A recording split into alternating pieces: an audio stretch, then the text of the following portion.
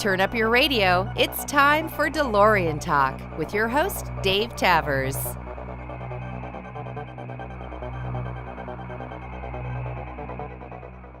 Hi, everybody. Welcome again to an episode of DeLorean Talk. My name is Dave Tavers, VIN number 10515. It's been a little bit since I've done an episode. Part of that is just the way life works. You get busy and have a lot of things going on. And even though I love doing this, I'm always thankful for everybody that sends in comments and writes things online. It is great to hear everybody's stories, and I would love to do more of these, but a hard part is scheduling, getting people to commit to, 45 minutes or an hour plus to get on the phone. So if you are ready and willing, shoot me an email and say, here's a couple of dates and times that I'm available. Evenings usually work best. I say evening after 5 o'clock is usually good. Today, I'm excited to have a perfectionist on the line. This is Carl Bennett from Northern California, from the Bay Area. Welcome, Carl. Hi, Dave. Nice to be here. Thanks for having me on. And thank you for joining. You just had a baby how long ago?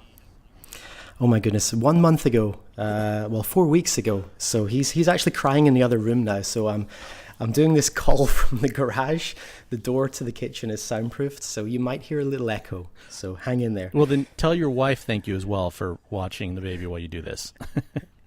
Yeah, she needs extra thank yous for that. She just looked at me. She gave me the devil eye as I walked out to the garage. She was like, I said, I'll see you in an hour. And she was like, an hour? Now, but did she say it with the same accent? Because you have an accent from Scotland, right? I do, yeah. Although I've been living in California now for 6.5 years, so it's definitely tamed a little bit, just so my work colleagues can understand what I say. But yep, I'm from Ayrshire in Scotland. I've been living out here for 6.5 years. Awesome. Did you meet your wife here? Or is she also from Scotland? No, she came all the way from Scotland. It was a kind of long story, but she put her career on hold to come over, and since she moved over, she's managed to get her career back on track, and now she works as a lawyer in Silicon Valley, so she's kicking ass. Nice. Yeah. You're kind of a power couple because you're also working at Apple, right? Doing design? I do, yeah. I work for the design team at Apple. So it's a slight change. I work product side now, sort of UI design. I used to work in the marketing side many years ago, but it's great. It's a really great job. I love Apple. I'm like the fanboy that works for the company they love. Nice. So and I'm a total perfectionist as well, which is an interesting way to be when you own a DeLorean. That's for sure, because there's no such thing as a perfect DeLorean, and it's an endless headache of trying to make your car perfect. So. Well. And, of course, that goes to what level of quote-unquote perfection you want, because I've talked to a few people that want to do these Concord DeLoreans. I'm like, is that even possible? Because there was so many changes throughout that short run of cars that, I don't know. I'm a new owner, 2.5 years, so I'm not an expert, but I'm pretty opinionated. I've seen a lot of different things and a lot of people writing saying this is correct and that's not, but then someone else disagrees, so... what level are you trying to get your DeLorean to? Do you want to have it be the rolling off the line perfect, or just it looks perfect? Good question. I want it to be kind of rolling off the line perfect, but also have all the updates done. So my kind of dream scenario is almost Concord condition, but with all of the electrical updates done, with the fuel pump changed out, so that it's safe and reliable. Because I don't want to go for a drive down the coast with my wife and something crazy goes wrong. Yeah. And to be Concord, you need the original bottle in the back, and of course I've got the steel. So it's accurate, but it's not accurate, and I don't really care. Good. I usually start off with some of the more obvious questions, like what's your VIN number? Yeah, my VIN number is 04998, so it's an October 1981 car. And you came here from Scotland 6.5 years ago, and I think you said you bought the car 6 years ago, so it sounds like you bought the car as soon as you moved here. No, I didn't. I actually bought it just under 2 years ago, so I think I'm a newer owner than you, actually, Dave. Wow. Yeah, a year and a half. It's cruising towards 2 years, but it's been an amazing almost 2 years of ownership. It's had its ups and its downs, and it's been a crazy ride. But it's like owning your dream. The DeLorean's my dream car. I think everyone that's listening that owns a DeLorean is probably their dream car. And yeah, I didn't want to cut corners when I bought my car. I wanted to try and find one of the nicest ones I could and then go from there. So it's just been a hell of a ride. It's been really good fun. And I've met a lot of really great people too. Up in Northern California, we've got a really active owners group. I am jealous. You guys, you have some great people up there. I was up there last November for Thanksgiving and randomly said, oh, let's see who's nearby that maybe I'm already friends with on Facebook, and ended up meeting up with a handful of owners who had never met me. I'd never talked to them. Showed up. I had driven my DeLorean up there, so that helped. And just got along great. And I'm jealous to see how often you guys get together up there. Yeah, we're a good bunch. We've got there's a lot of owners up in Sacramento. There's a few owners in the Bay Area here. I think there's more than we think. It's kind of a weird area where I take my car to Cars and Coffee up in Black Hawk with Mayor, and the amount of people that have come up to us and said, oh yeah, I've got a DeLorean too. It's in the garage. It's needing restored. And it's just like, how many owners are there actually in and around the Bay Area? And one of the owners that lives in Black Hawk found a guy, I think just along his street, a couple of blocks away, that's got one in his garage too. So it's one of these crazy areas where I keep thinking there's like maybe 10 or 15 owners, but I think there's more like 30 or 40 owners in the Bay Area. It's kind of crazy. I'll bet there's way more than that up there. I always hear Possibly. that California was kind of the primary market, right? They really wanted to sell to California because it was the good weather and yada yada. With 9,000 cars. Probably more than that, but maybe active owners, maybe 40. Oh, right. I'm not sure. But it's a great community. Really just such a great bunch of people, and everyone knows so much about their cars. I'm kind of the novice. I can do the basic things in the cars, but I rely on the experts to do the major stuff. Yeah. But then you've got guys that really know the cars inside out, which is really helpful for minor issues and troubleshooting, because it can get very expensive when you go to the bigger franchises and the real experts. So you have to try and balance things out, or DeLorean ownership can get incredibly expensive. And that's where that community is just amazing. I don't know if you've met Chris Miles yet. He's in Fresno, Central California. Yeah, he's great. He came to our meet in San Jose about 3 months ago, just before the holidays. Yeah, he's a lovely guy. Oh, man. And he knows so much. So I did an episode with him, in November-ish. And he's helped me on my car a bunch on, I say a lot of little things, but on a DeLorean, a lot of little things add up. And I'm just ecstatic with the things he's helped me on. I'm super thankful. I always tell him, we talk regularly now, and I'm like, you're lucky we don't live near each other, because I would be bugging the heck out of him. Is there not much of a user, like, what's the community like down where you are? I mean, you mentioned to me in the past that it's not great. Have you managed to improve things since then? I met my very first outing was 2.5 years ago, St. Patrick's Day Parade, and I met like 6 owners right then. That's about the activity in the area, but that's for right here in Orange County. I don't, the way California is broken up. Southern California, you've kind of got, Los Angeles, Orange County, and then San Diego, and then San Bernardino. And in Orange County, even though we have DMC California right here 15, 20 minutes away from me, there's not a lot of people here in this area doing things. San Diego they've had a great group, and they're building it even more. They had a tech day a couple months ago. They had 12 DeLoreans there, which was fantastic. In LA, I don't know that they had much of anything, but I just formally started the Orange County DeLorean Club for trying to get some more of these cars out. And surprisingly, a few more people have been coming out than have come out in the past. So I'm hoping to try to build it up and do some more of the, copy you guys in San Diego and Seattle and Ohio, and, just try to get some more activity of whether it's a Thursday night burger meetup or a Cars and Coffee or tech event at one of the owners that I just met that's in Anaheim Hills. So hopefully we'll get the community going again here in Orange County, because this is kind of a place where a lot of DeLoreans were back in the day, and I don't know where they're at now. Like you say, they're hidden in garages and people forget about them. Yeah, the meetups are great because, when you're driving your DeLorean, you don't get to see it. It's this weird thing. So when you get together with other people, you almost get to enjoy your car even more because you get to see them, driving about. You're in front of one, you're behind one. You get to really enjoy the cars.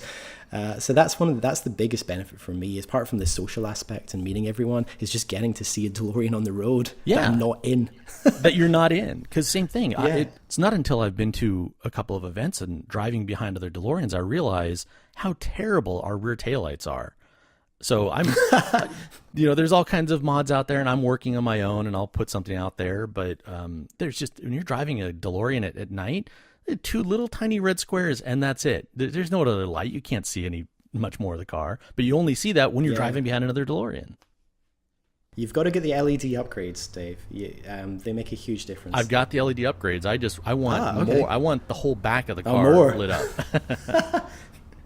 So you have only had the car about a year. You've gotten involved in the community. This was I always call this car my holy grail. I've had a sailboat. I've had a condo in Seattle. I've done all the stuff I wanted. This was the only kind of thing that that was on my list, and now I've got it.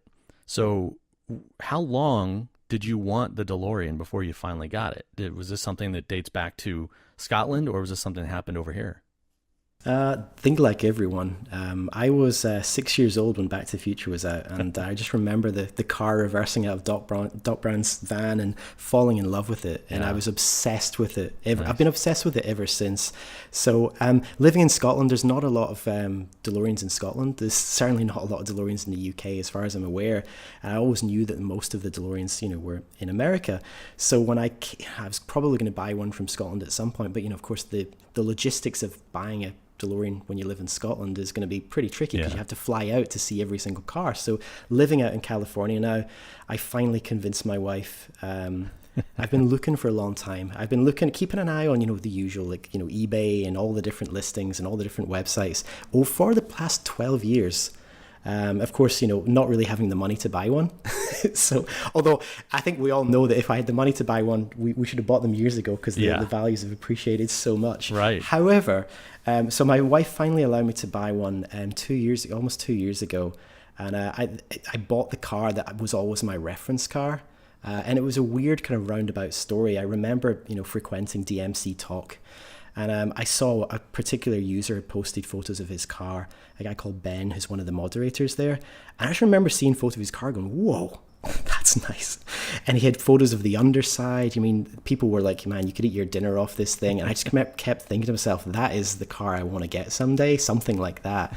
And eventually, a long story short is I reached out to Ben. I actually posted on DMC Talk, and one of the users suggested, well, hey, why don't you check out Ben's car?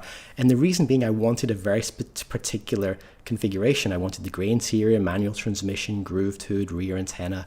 And when you limit your search down to that particular configuration, your pool of cars are a lot less, especially ones that are in good condition or running at all. Exactly. So I sent an email to Ben and I said, hey, would you be interested in selling it? He said, I was thinking of selling it a couple of years ago. No, I'm not really interested in it. So I managed to talk him around. Wait, and I flew out to he didn't list it and he didn't talk about it. You just addressed him and said, hey, can I buy your car? Yeah, basically, yeah. Those are big balls, man, because I've had one note in a parking lot that somebody scribbled very poorly, and they wrote, if you ever want to sell your car, call me. And it looked like it was from a 15-year-old kid, but that is gutsy, man. You got an active owner on DMC Talk that you're like, can I buy your car? Wow. Basically, yeah. So I sent him an email and he said, I might be open to it. And I said, right, well, think about it. So we came to the conclusion where I flew out to Atlanta. He lives in Atlanta. And I flew out and I spent, a good portion of an afternoon with him. I flew out and flew back the same day. But we got to know each other. We showed him the car and I fell in love with it as soon as I saw it. It was, I'm sure there's tons of beautiful cars out there, but this was by far one of the nicest I'd ever seen. He had a lift in his garage, and he told me that every time he drove it, he would put up in the lift and detail the underside, wow. not just the top. So this is the kind of car you want to buy when you buy a used car, a car from someone that's really not wanting to sell it and takes really good care of it. And this guy, Ben, is such a lovely guy, total obsessive perfectionist like myself. So I fell in love with his car, and then the following week, I flew out again to Atlanta. I jumped on a plane 2 weeks in a row to Atlanta, and I spent some time with him and got to know him a little bit better. And he really wanted to know that I was going to take care of his car. Sure. Because he'd owned this car for about 20 years, and it had been his pride and joy. His kids, knew the car. They almost thought they had a movie star in the garage. So he had a kind of tough time with the idea of selling it. I think he was considering selling it years ago, but he couldn't go through with it. And basically, long story short, is I promised to take ridiculously, good care of the car. I tried to prove that I was a perfectionist, and I almost had to I felt as if I had to interview to buy the car. And eventually he said, we came to a figure that he was happy with, and he said yes. But even when saying yes, I was convinced he was going to back out of the sale right up until the last minute, because the transporter was booked to arrive to pick up the car, and I just had this weird sneaky suspicion that I was going to get a call from the transporter guy saying, yeah, he can't go through with it. Yeah, he's changed his mind. And so the day of pickup was a real nervous kind of day, and then eventually I got this call from the transporter, and I was like, oh no. And he said, oh, I've got it, I'm on my way. I was like, yes. So if Ben ever listens to this, the car is being immaculately cared for. I do my best to keep his dream and my new dream alive. Nice. Now the question is, did your wife let you also buy a lift? Well, I don't have a lift in the garage, but I'm going to get one at some point. I do have a friend who has one in his garage. He's a classic car collector, nice. So I can throw it on that every now and again and detail under it. But I don't drive it much, and it doesn't get driven in rain. I mean, Ben didn't drive the car in rain for the last 20 years, and I think it was driven there's certainly signs that it was driven in the rain, possibly in the 80s. But it hasn't been in the rain for a long time, and it won't be in the rain. So it tends to not need detailed under the underside too often. Well, in Atlanta, Georgia versus San Francisco, California, the weather is a bit better here. Yeah. So how much do you drive the car? It's my Sunday car. I take it out maybe once a month down the coast. I love driving the one in California. Yeah. So driving down the coast, I've got my little loop where I drive to Pescadero. I get a sandwich in. There's a beautiful little store there. You can get a sandwich in. My wife and I, love that little loop. However, of course, with the new kid, that we're not going to be able to do that as often. So I've taken it, I take it to work once or twice, a quarter, just to show it off, because my work colleagues love to see it. So it's really probably not going to get driven as much. It's only been driven about 1,500 miles since I got it, almost 2 years ago. Yeah. But I would try to keep it good. New baby takes precedent. The car will be just fine sitting there. I know you're going to take care of it while it's sitting in the garage even, but got to let the baby get settled in, and you guys got to get settled if this is your first baby, I'm guessing. It is, yeah. So you've taken it out on Sundays for Sunday drives, and what about car shows? Have you done many car shows? Not car shows, more like cars and coffee events in the Bay Area, which are really cool. They're like Sunday morning get-togethers where you can turn up with your car at 8 a.m. to 10 a.m. and, various owners of, everything from old classic cars to Ferraris turn up and kind of show off their cars. I've done that a few times up at Blackhawk Museum in Danville, which is a lot of fun, and it's also just a great excuse to get up there and see my buddy Moore, who's got a DeLorean as well. So it's just a great excuse to get up there. So yeah, I do that sometimes, but any excuse, I'll take it out. But same here. I always tell people when I don't get out much anymore, but when I'm talking to friends, I'm like, give me a reason to bring the DeLorean, because I generally don't drive it just to go meet somebody for dinner. I'll take my Jetta for that. But if somebody hasn't seen it before, or if it's a beautiful day or whatever, I'm like, give me a good reason, because I like getting it out. So you mentioned you take it to work every now and then. I'm wondering how many other DeLoreans are, and I used to work at Microsoft, so I know, and this is back in the 90s, even then there were 40 or 50,000 people. Now I'm sure it's double that. So I didn't know everybody, but at Apple, do you know any other owners, or have you seen any other DeLoreans at work?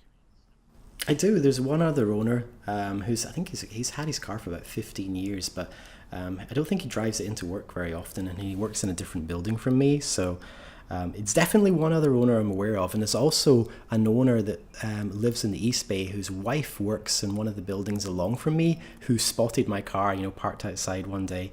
And I got a message from them, so that was really cool. So there's definitely a few owners. I'm sure there's more Apple. Goodness, it's a big company. Sure. So, but there's only one I'm aware of. Nice. I'm always interested in how many people got the bug because of Back to the Future.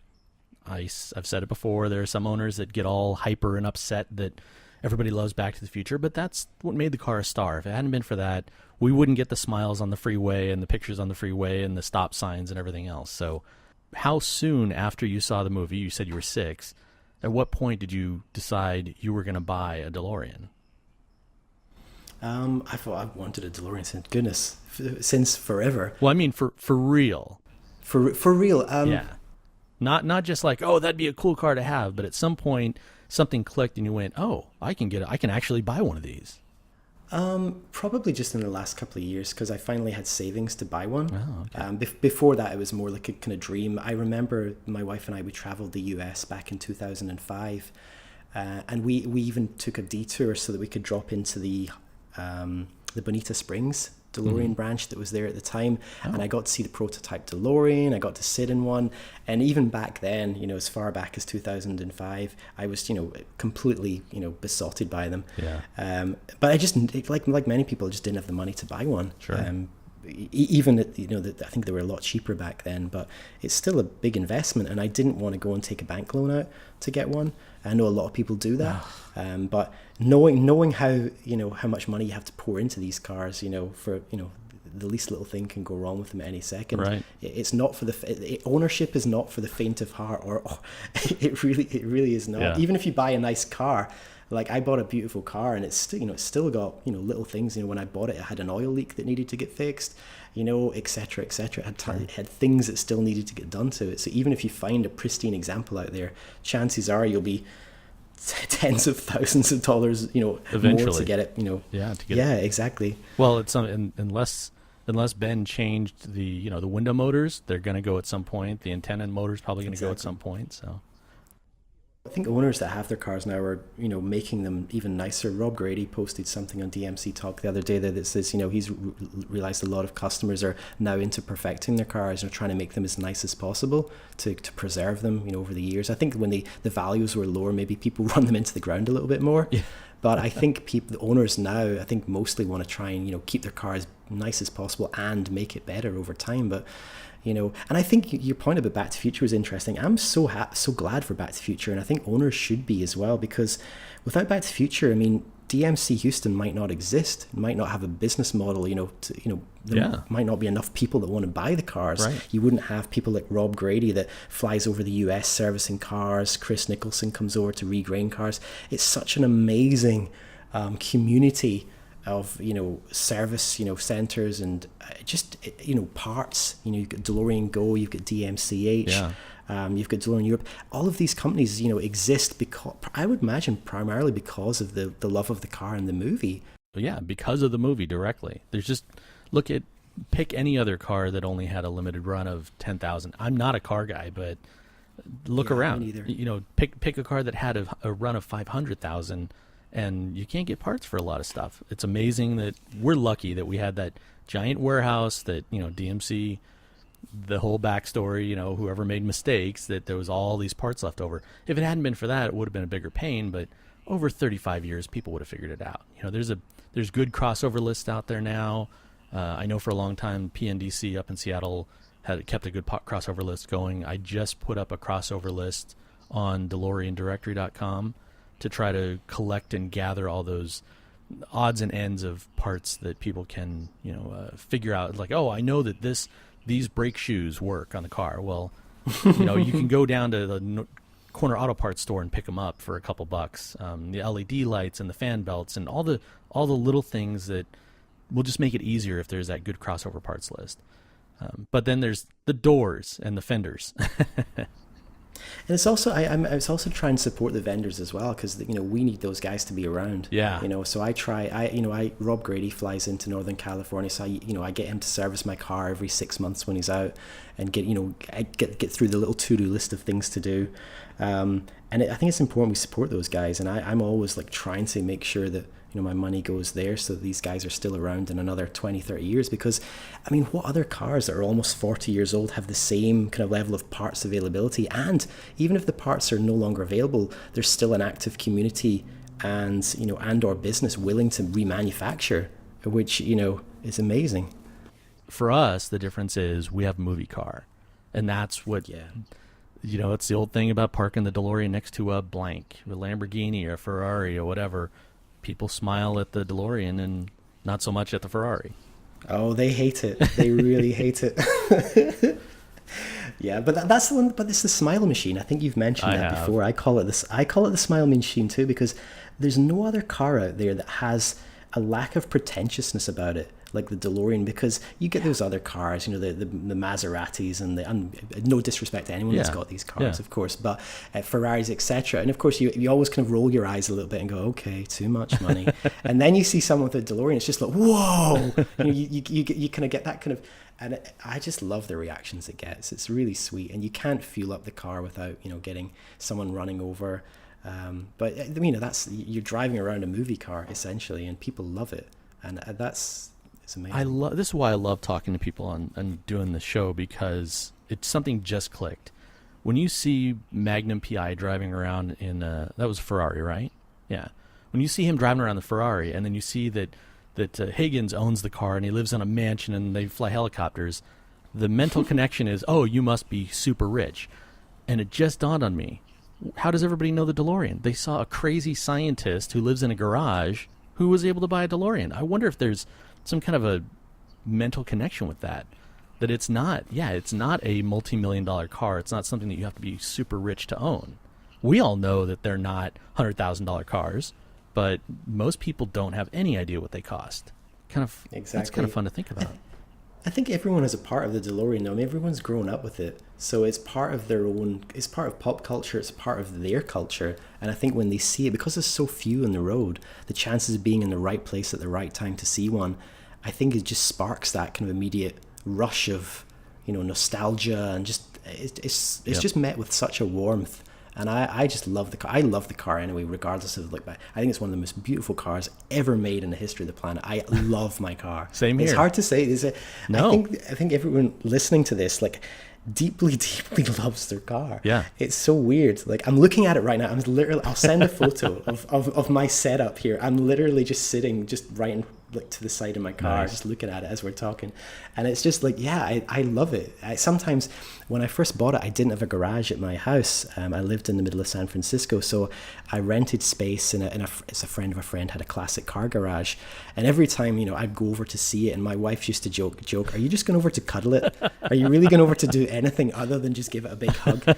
And sometimes it's just I just want to go over and hug it.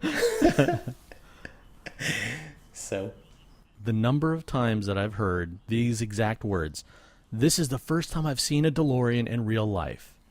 Those exact words a couple hundred times just in my short ownership. So I'm wondering, in the 1,500 miles that you've driven the car, and the Cars and Coffees and wherever else you've taken it, does any experience pop to the top of your mind that just kind of was mind-blowing, that you didn't expect, or that was just really a great story?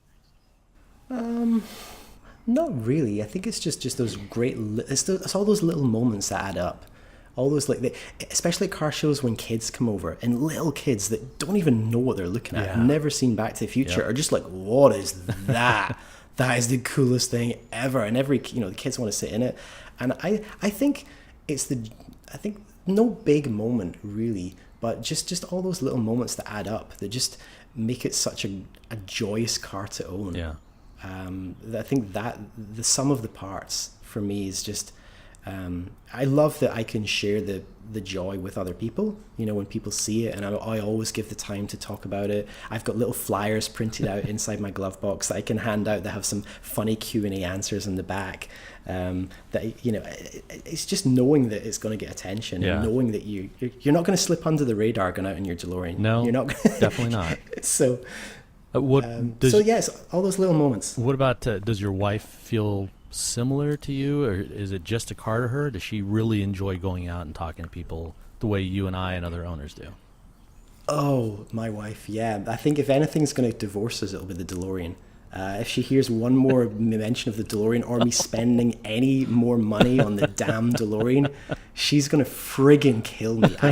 I do not kid, because I've been in this kind of weird journey since I bought the car to perfect every last detail. Ben, the previous owner, did such a beautiful job over the last 20 years, but I've been nitpicking and getting in there. Oh, this could be better. This could be better. And of course, I've been on eBay and I've got an NOS grey dash in the original box behind me. I've got an original set of never installed seat covers in another box. Wow. And I've been kind of collecting all of those little rarities that, for example, the seat covers that are on the car right now are the DMC-H ones, which I really like. Yeah. I think they did a beautiful job, the reproductions. But I got an original set just because maybe someday I might want to get, put the original ones back on. But I think they'll probably end up just sitting in the box. And for today, for example, just arrived a brand new, never installed steering wheel, which is the kind of the finishing touch for the interior. And I also managed to find a never installed grey binnacle, which are super rare. One popped up on eBay maybe a year and a half ago, around about the holidays. Wow! And I just had to have it, and I think I paid about $1,200 or $1,400 for it. So I apologies if anyone's listening to this. Yeah, I'm the guy that paid way too much for the binnacle. And to your wife, more so. Yeah, I think she knows I love it. She knows it's my passion car. I think it's just got to the point now where, enough is enough. I think that was her kind of thing the other day, because I just got the wheels refinished this weekend. Oh yeah, that was kind of one of the those pictures are beautiful. Yeah, they did a great job on those. Oh yeah, they did, and I also repainted the luggage compartment about a week ago as well, because I've been using my paternity leave. Again, this has been driving my wife insane. She goes, "You're not meant to be in paternity leave to play with the car. You're meant to be in looking after a new son and looking after me." So yeah, okay, I'm a bit of a bad dad at the moment. I've got to take care of my first son. My first son's a DeLorean. So yeah, your trunk area that you just repainted, that was what prompted me to get a hold of you, because that was such a beautiful, amazing job. And I'll put the pictures on the episode page here, because sincerely, I'm like, I want to do that. I'm not the guy that is driving the car into the ground and doesn't care about it, but I'm not you, right? I'm not the perfectionist. Of course, I have these dreams and ideas about, I'm going to do this and this, and I want it to be perfect, but I live, I got a one-bedroom apartment with a one-car garage that was built in, 1949. So the garage is not designed for this wide of a car. I can't really work on it here. And, my car was sat in a garage for a long time. A lot of the paint is starting to kind of, not flake, but it's doing that oxidation / flaking around the door jambs. Yep. And inside they the all trunk. do that. And it looks like it was a bad spray paint job, but I'm the second owner. The first owner just left the car in the garage. They didn't do anything to it. I know they did not paint it. So this isn't just a bad paint job, or maybe it was bad from the factory, but it's going to need some good TLC, and I'm going to have to sand it and prep it and paint it. And when I saw your photos, I'm like, that is inspiring. I hope everybody goes and looks at those, because that looks like, tell us about that, because it looks like something that anybody could do. Oh yeah, you can definitely do it. I think I said in the post, the devil's in the detail. You've got to take so much time to prep and mask off every last detail. And again, as a perfectionist, I was masking off, all the least little thing was getting covered up. And I also took a kind of, not a sanding pad, but one of those 3M pads, just to kind of rub things down before I painted it. The crazy thing is, it didn't really need painted. This is just kind of my obsessiveness. is I've almost got everything perfect, and now I'm kind of trying to refine every last detail. And I'm not too worried about the originality. I think it was probably refinished. I know that the paint in it was not original, because I think the original paint in the car has a slight sheen to it. There's a slight shine to it. So I think it's been painted at least once in its history. But I just wanted to freshen up. So I masked everything off meticulously. Of course, take the hood off. Then what I did is, you've got those straps that hold in the spare wheel. So I had to kind of cover those up, and because you can't just let them hang down, because you won't be able to spray under it. So what I did is I used a pulley system in my garage, where the garage door opener is, to hold those straps up. And of course, there's also the hood latch as well. So I managed to somehow get those suspended in the air away from the body, so I could spray around about it. So yeah, it was about a full day of prep. I think I spent 12 to 14 hours prepping it. Way overkill, and of course I wanted to make sure the paint didn't get anything else. Yeah. And the actual paint job was only 10 minutes. And the SEM paint that a lot of people use is very hard to work with because it can get patchy really quickly. So you have to paint it in really hot temperatures, or what I've found. If you paint it in too cold temperatures, it doesn't, for whatever reason, it gets patchy. Oh. So I painted it in kind of almost like 70 plus degree heat. And also the back of the can says like flash time, 3 to 5 minutes. Oh goodness, that doesn't work, because what happens is it dries too quickly and you can see the other layer on top. So I had to reduce the flash time down to 30 seconds, which just meant that as it was just drying, the other coat was hitting it. Oh wow! So that it just kept it super even. So it turned out really nicely.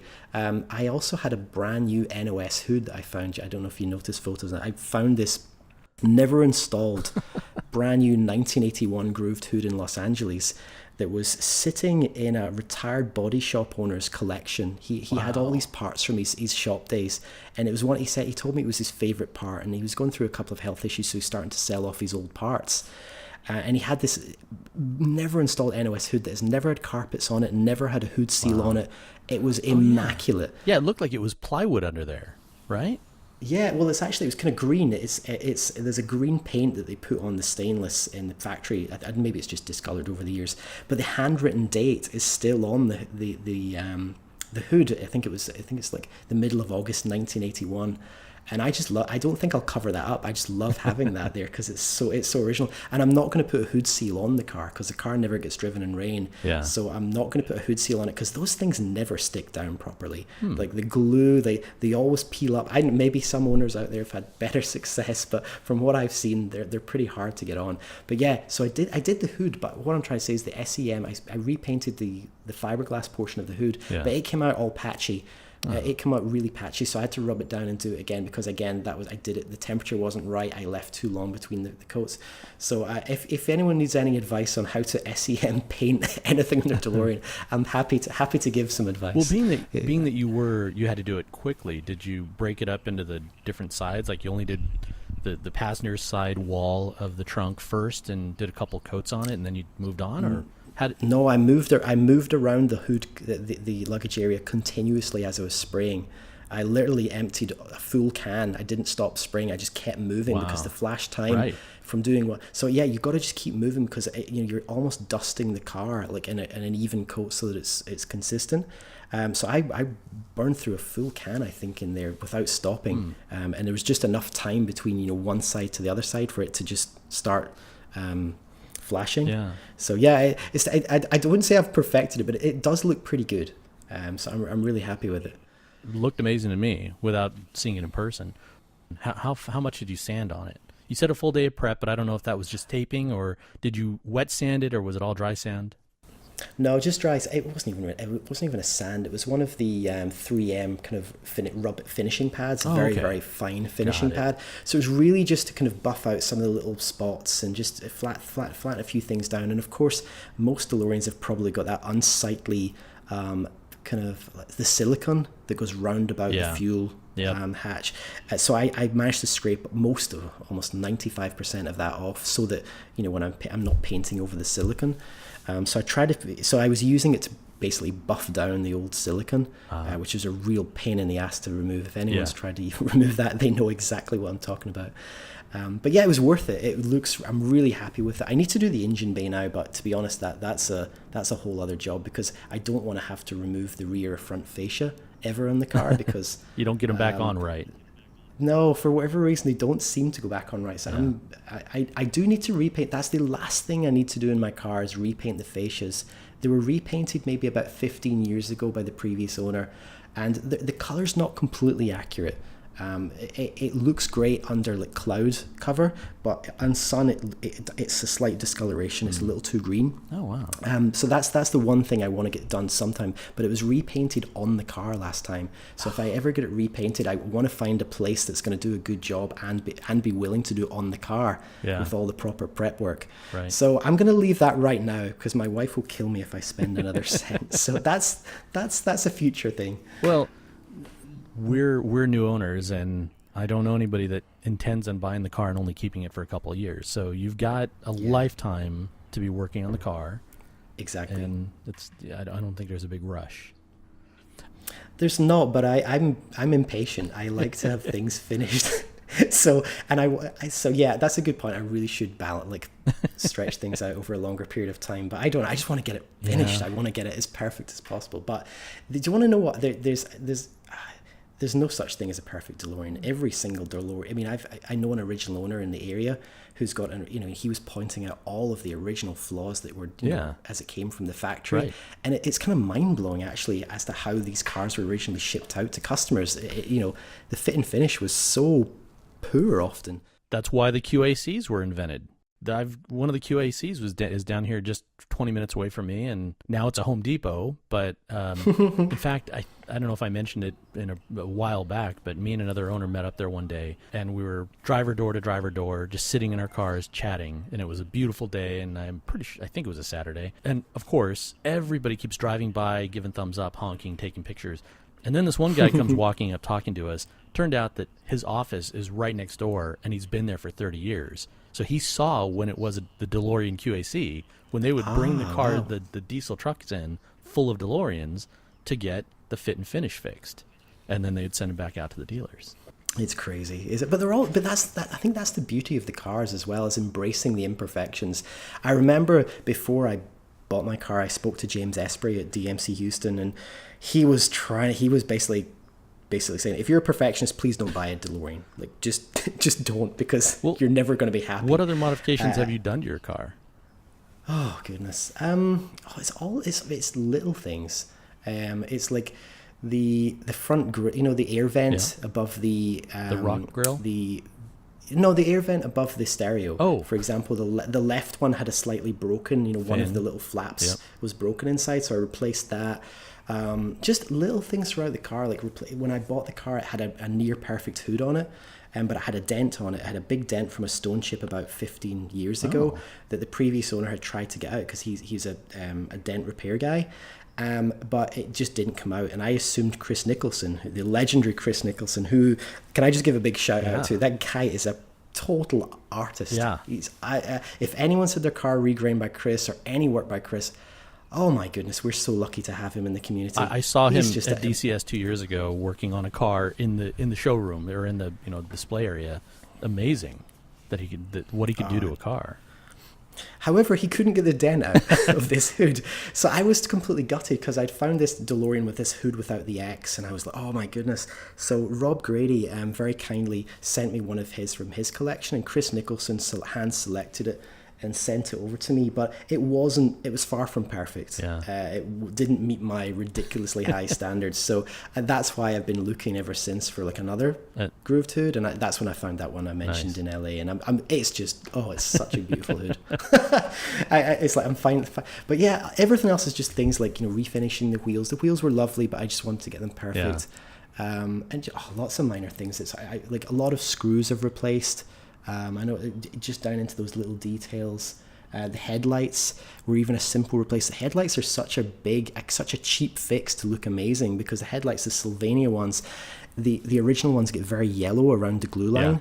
So just by buying a set of 4, I think they're $30 or something. They're like $8 or $10 per light. It's like putting new eyes in the front of your car. They just look so crisp and like they're like jewels. So little things like that, little things that no one will notice except me, but I'm aware of them. Well, And have you little side drag? Have you seen Toby Peterson's LED headlights? Yeah, they're crazy. I've seen other LED headlights for the DeLorean. They never look right. You can see the little bulbs in there, and you're looking at the front of the car does not look right. But with Toby's, you can't tell until they're on. Like, I think they're not obviously original, but as close as they're going to get, and I'm super excited. Just a little more money than I'm willing to spend right now, but those are beautiful. Yeah, they look great. I think I've got the original ones on it. They're pretty low. The dim, they're very dim. Yeah. but I kind of like them. I don't know why. I don't know. I don't like white lights. When cars are driving towards you and you have that really crisp. I don't like that. I like warm, like a really warm light at night. So I kind of like the old-fashioned original ones. No criticism here, but I'm curious, because new owner and you want the car to be perfect. Are you scared of getting to the point where you're scared of driving the car? Oh, I'm almost there already. Actually, that's a really interesting question, and it's something. I think when I first got the car, I was a little nervous driving it, but as it it's a really weird concept. And I remember reading, Matt Farrer, who had the DeLorean, I think he sold it, and he mentioned that one of the reasons he got rid of it, he was like scared to death of driving it. Yeah. And it's weird. There's definitely an element of anxiousness that's involved in taking it out for a drive. And it's weird because you really should enjoy the drive. And I worry that sometimes when I go out, I take it out, I'm more like nervous about people's road position. You're watching, because people just don't. They're either don't see you if they're in a truck, or they're too busy playing with their phones trying to take a video of your car. They're almost running into you. Yeah.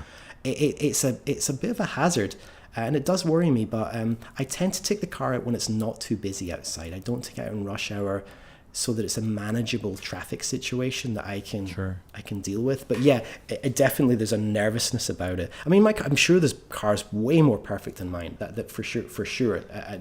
But I think owners out there that have those, nice pristine examples, I'm sure can relate to the nervousness involved. And that's where the question comes from, because, like I said, I'm that middle guy. I'm not the guy that trashes the car, and I'm not the perfectionist. I really want to enjoy the car. I want to share the car. And I think every car out there needs to have some pristine, perfect models that people can look at 10, 20, 30, 50 years later. But maybe it's selfish, I kind of just want to enjoy the car. So I'm not worried about getting it dirty and not detailing it every other day. And again, no judgment against you or anybody that does that. But I wonder, at what point are you going to go, well, yeah, I don't want to drive it because it's too nice and everything's perfect, and then you end up with a museum piece rather than a car that you can share. Yeah, no, I think that's great, Dave, that you're doing that. And that part of me is like, I wish I had the money to buy a second one that I could have that kind of experience with, where you have your museum piece and then you have your driver. Yep. But yeah, I don't have the budget for that, unfortunately. But yeah, I don't know. I think it's just the way I am. I think ever since I was a kid, I've just been an obsessive perfectionist. And I know James Esprit at DMC Houston, if he ever listens to it, goes, oh, I know that Colin. He's a freaking pain in the ass. So sorry, James. But it's definitely getting like that. But I mean, my car is like, it's fairly pristine. I'm sure there's people out there that have even more pristine examples. But yeah, I think I still enjoy it though. I still let people sit in it at car shows, and the kids can jump in and get their photo in it. I'm not too anal about it, but yeah, and I don't want to sound like some crazy owner. No. I mean, there are some out there that are like that, but I just, because it sounds like you are building putting a really nice car together, and that's always an interesting question. In the 2 years that you've had the car, you've met a lot of people. Does an amazing piece of advice pop into your head that someone told you, whether it's about driving the car, owning the car, sharing the car, anything that you tell other owners or other people thinking about buying a DeLorean? It's a good question. I think the one thing is the sheer amount of money it costs to own a DeLorean, depending on your level of where you want to be and how good a condition you want to get in it. Yeah, it's quite sobering actually, and it only gets more expensive. For example, I think maybe 5 to 10 years ago, you could pick up a really beautiful car for like in the mid-30s. Yeah.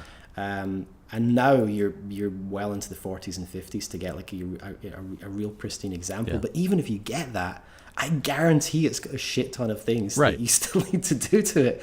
And I mean, I had that experience. I bought what I thought was the most pristine car I could find within my spec, and I still had a shitload of stuff to still do to it. And I'm sure other owners out there can relate to that. And it's kind of exhausting actually. So that was I would say, if you're going to buy a DeLorean, really understand, like really know what you're getting into. Yeah. Not just from an ownership and who's going to service the car. Can you service yourself? Yeah. If you can't, that's the thing. If you can't service your car yourself, it gets really expensive. Yeah. I don't service it myself. I'm not a big car guy. I love the DeLorean, but I can do an oil change. I can do some basic things. But every time Rob Grady comes out, I mean, he's a total he's amazing, genius in what he does. But he's he costs money. He's expensive. Yeah. So if you get him to look at your car every 6 months or a year, that total in a sense adds up. And if you get if he looks at your car and works on it over a period of 20 years, you could buy another DeLorean for the cost of that. So exactly. you have to really understand what you're getting yourself into. However, there's owners out there that really, if you're totally mechanically minded and cars inside and you can work on your car, sure, go for it. If you don't know anything about cars, and your knowledge is very limited in ability to service your car, it's going to get very expensive. Yeah. That's my biggest thing. Is really just knowing what you're getting yourself into, just from experience. I've been there, and it's kind of sobering, actually. So I'm in 1,500 miles and a pristine car to start with. I'm guessing you haven't had a breakdown story. Nope, not yet. Touch wood. No, I've had a hot start issue with it in the first year. Yeah. That was fixed by because the car gets shipped down to DMCCA, California. Yeah. Danny and Cameron took care of a couple of things, because when I bought the car, it had a BAE turbo system on it, which had to get removed for California, because you can't run a turbo in California. Yeah. Yep. So I got that converted to stock, and I think they put an accumulator on it. I think it was a 4-cylinder. I'm not sure the terminology, but Rob put the proper sized accumulator on it, and as soon as that happened, the hot start issue went away, which was good. So I've had a few issues with it. But thankfully, no breakdowns yet. I'm sure I'm going to have the ride of shame, pickup truck of shame, the ride of shame at some point. It's going to happen. I'm pretty sure it's going to happen someday. But my goal is to try and keep it keep it oiled, keep it moving, so that doesn't happen. But it's going to happen. It's going to happen to all of us. And 2.5 years from my car, I just had my first ride of shame. And since the last episode, and I haven't posted the pictures and the story up on my website yet for the car. I was coming back from seeing Ready Player One, late show, and I don't know, I was 6 miles away from home, I stopped to get gas, jumped on the freeway, drove 3 miles, got off the next exit, and as I'm getting off, I noticed that my the battery light is flashing, the alternator light, and immediately I thought, the alternator is going, right? My battery's not charging. Well, still being a new owner, not hearing all the stories yet, and it was nighttime, and I have an issue with the way the instrument cluster is laid out, behind the steering wheel. I didn't notice it. I get off the off-ramp, and I'm waiting at the red light. I turn right. I get up to the next light, and I am literally half a mile away from home. I mean, I could walk from where I was at. As I'm sitting at the red light waiting to turn left, then I look over to the other side, the opposite side of the instrument cluster, and I see my temperature gauge is at the first orange notch. And I immediately, my head swivels around, I look behind me, and sure enough, steam dumping out of the engine. And I'm like, oh crap, how long has this been happening? And this is Orange County. I'm in a major intersection. This is not a side road someplace. I'm like, okay, I can see the needle slowly going up. I can still see that there's steam, so there's still water there, but I obviously don't want to blow the engine. That 25 seconds of the remaining on that red light killed me. I'm sitting there going, what do I do? Do I turn off or do I wait? Do I push it across? I waited, left the car running, watching that needle like a hawk. Luckily I was at the front. So as soon as it turned green, I shoot across the street and pull into the very first spot, turn the car off before I've even finished pulling in. I'm just going to coast it in. And I'm like, crap. I get out, I go look, sure enough, through the fan belt. Now, thank goodness that was all it was, but it was still, I got freaked out going, how long was it doing that? I didn't notice the red light flashing. Yep. So that was scary. That scares me as well, because I think I drive a lot. We get lost in the moment. You're driving along, and every now and again you just forget to check that temperature gauge, and it's just that moment when you look down and go, oh, heck. So I can almost share your terror there. And that's exactly right. It was terror, because when a year ago, I was up in Seattle, and Toby told a story about a guy that had done a major overhaul on the car but didn't want to put in a new radiator. And he drove the car, picked it up, drove it 12 miles away, and blew the engine because he didn't notice it. The radiator, whatever, failed. Something along up front failed, and he drove it for a long ways with no water. And so that was what went through my mind immediately, was Toby's story about that. And I'm going, okay, I know I just got gas, 3 minutes ago, and that's plenty long enough to blow up a engine, but I know that it was fine when I got on the freeway. So so after that, and then of course, while DMC is right down the street, it's a fan belt. This was nothing special, and getting it towed over to DMC, I'm like, okay, there's the street I live on, there's 20 auto shops. Anybody could loosen the bracket, put it on. Well, this is the other problem. So the first event that I had organized for the Orange County DeLorean Club was that Saturday, and this was late Thursday night. And I'm like, there's no way I'm going to try to do this on my own in my garage on Friday when I've got to work and try to prep and get that stuff ready for Saturday. Or this is on Wednesday night. The event started on Saturday afternoon or Friday afternoon. So so I was like, okay, I just had it towed to the nearest shop where I'd had some other stuff done to my Jetta, and they put on the new fan belt, no problem. $140 for a belt and, a couple hours worth of labor, hour and a half labor for them. After that, again, I'm talking to Chris Miles, and we put an article up on DeLorean Talk. If you get a chance to look at it, you should, depending on how pristine you want the car. I think it's a brilliant idea. It's called an alternator tensioner, and I guess a lot of hot rodders have done it for decades. Rather than having a bracket that you just tighten the bolt on, it's a basically two-ended rod that you turn the middle, and it loosens or tightens the tension on the alternator. So if I had that on my car, once the engine cooled down, I could have literally laid on my back, tightened it up, or loosened it up, loosened the tension on the belt, put a new belt on, tightened it back up, and been on the road again.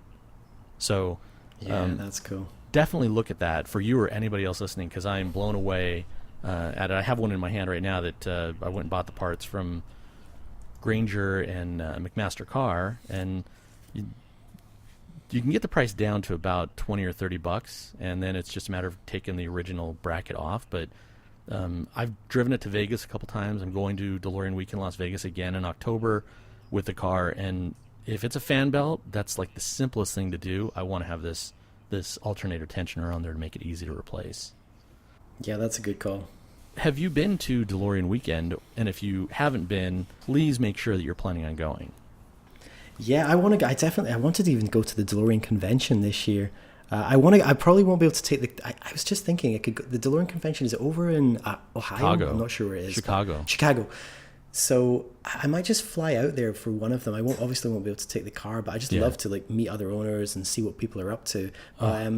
If I wanted to, maybe it could take the car to one of the Vegas kind of get together sometime, but it's quite a long. I don't want to put too many miles in the car, and it's it's there quite it is a long drive. Yeah, well, that's it. That's the thing. You need a second one. I don't. Yeah, I need. Although my wife jokes, someday you're going to buy a second DeLorean just for parts, aren't you? And I was like, no, I can't do that. It's crazy. But no, I really want to make it to one of these conventions because they seem so much fun, and I love meeting other owners, and I love just hearing people talk about their stories. Because, like I said, locally we've got Rich as an original owner, and I love hearing all of his stories, of ownership throughout the years. I think it's just mesmerizing to hear everyone's story and just figure out why do you like DeLoreans, and that's why I love what you do, Dave. I think it's fantastic. I've listened to all of the podcasts so far, awesome. And it's just such a great community of people, and a really just nice bunch of people. Really great. I totally agree. That's for 20 years I wanted the car, and now I finally got it, and I'm so happy meeting more people. Please call. You can do the Vegas one. Don't worry about bringing your car, sincerely. I mean, I put miles in my car. I enjoy my car. And from LA to Vegas is 3.5-4 hours. San Francisco, a little bit further. I promise you do not have to have your car there. Everybody that shows up there are owners, and it's an awesome event. It's free. You pay your own food and whatever events we go do. But just I've now become great friends with several people from way outside of my area that I never would have because they came to DeLorean Weekend Las Vegas. I'm going to DCS as well. I'm super excited about that. But for you got to go to Vegas. Your wife can come. You guys can do something else. You don't have to spend the entire time with us. But there's other wives there. There's other women there. It's not a good old boys club. Put that on your calendar. Yeah, I'm going to try to make it out at some point because I want to meet, I think we've got such a great community up in Northern California. I want to meet, the other communities as well and see how they're doing. Right. Definitely soon. Good.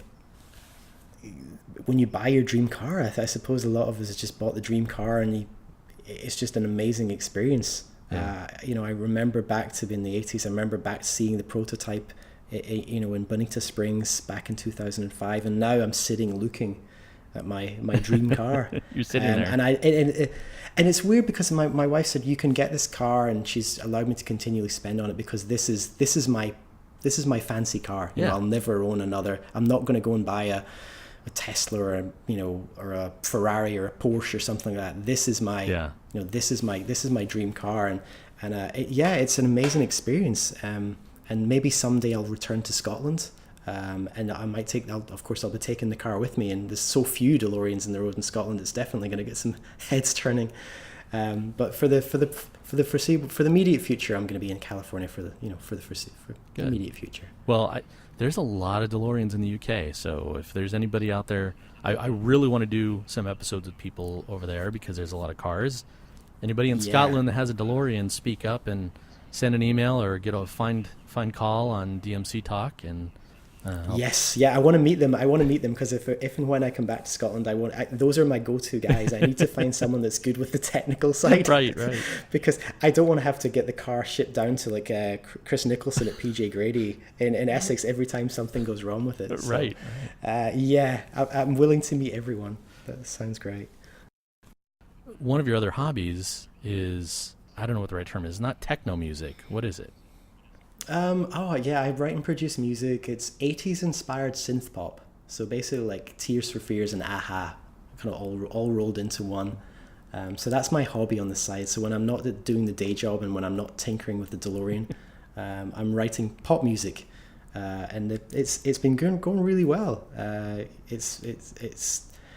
released my album 2 years ago, and I played a sold-out show in LA to 1,400 people at the Globe Theatre, and also a sold-out show in San Francisco. So it's a really, really fun thing, and it's in this little bubble.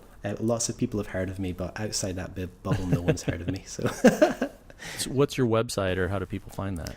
The band, the act name is FM84, and you can just go to fm84.com, and it takes you to my Bandcamp page, so you can listen to the music and check it out. But a lot of people think it's kind of funny because I write kind of 80s inspired synth pop. A lot of people think, oh, he just bought a DeLorean because that's what he does. It's weird. No, I would have bought the DeLorean regardless. It's been my dream car. It just happens to be, that's the interlink there. But what's really cool is that before I bought the car, I thought, I wonder if they've got the license plate FM84 is available. And of course I typed into the DMV website and it was. So I've got FM84 as my license plate. That's awesome. So it's a little showy, but you've already got a DeLorean, you're already halfway there with the showiness. Right, so exactly. Might as well just go full steam ahead. If you do another show in LA, please keep me in mind, and then we'll try to get some other DeLoreans to come out and see you there.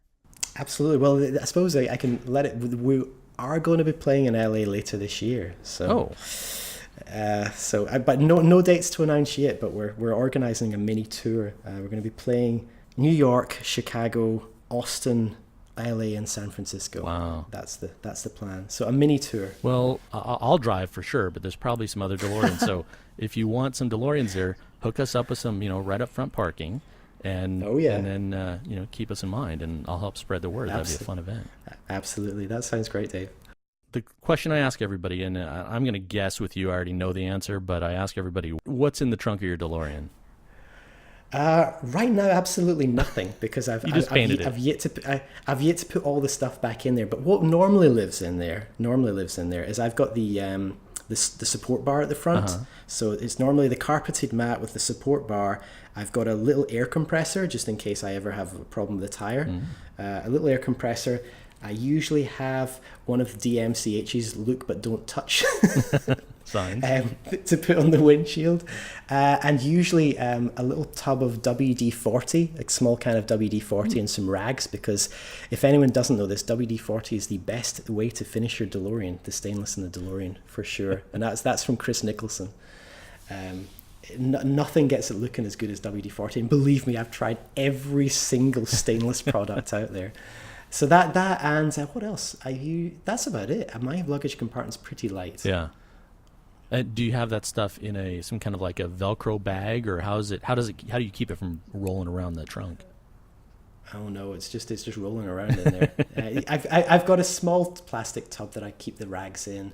And everything else but everything's laid out beautifully. I mean, if you open the trunk, it's all grid. It's all in a big grid, so everything's all placed perfectly. And it's all horizontal and perpendicular. Everything's all beautifully aligned. But it's, of course, it's aligned when I leave, but when I get there, it's just rolled exactly all around. Well, So yeah, my trunk is pretty sparse. all right. Call, thank you so much for taking the time, especially with the newborn. Seriously, tell your wife thank you for letting us borrow you for a little bit. And I will. Great talking to you. Oh, you too, Dave. Thanks so much, and thanks for taking the time to do this. I mean, I know you spend all the time editing it, posting it, updating the website. I think I found you through Mark, one of the local owners. He posted a link to your great podcast, and I just think it's great that you're doing this for the community. I think it's really wonderful, and thanks for inviting me on. Yeah, thanks. I hope my story is interesting. Seriously, everybody that writes in or talks to me says they like hearing people talk about their DeLorean and their experience. So if you don't have communities or you don't have a lot of people, this is a good place to hear the stories. I wish we could go on for 2 hours because it'd be pretty easy with DeLorean owners. We could talk for hours about stuff.